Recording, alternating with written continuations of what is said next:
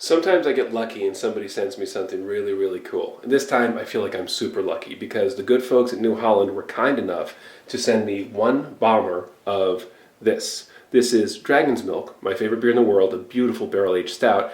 And this example of the beer has been aged with tart Michigan cherries for a special event at Ashley's in Ann Arbor, celebrating their 30th anniversary. Now, Tim Faith, the woodmaster at New Holland, only bottled one bottle of this beer, and the rest were sold on tap at Ashley's, and I happened to receive that bottle from those guys out there. So I say thank you very much to those guys. Now, I figured that I could share my good fortune with as many people as possible by sampling the beer with you here on camera, so at least you could get a sense of what the beer is about. New Holland Dragons Milk itself is a rich barrel-aged stout, huge notes of caramel, chocolate, booziness, 10% ABV or thereabouts.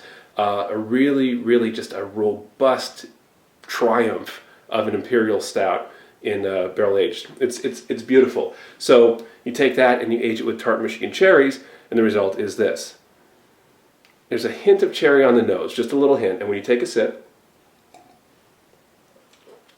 artfully, what you're not hit with is a huge gush of cherries, right? Instead, the beer has a chocolate note to it, and it's really pulled out because of the cherries. It's much thicker, much more present, and then there's just a little bit of a tart cherry finish on the end.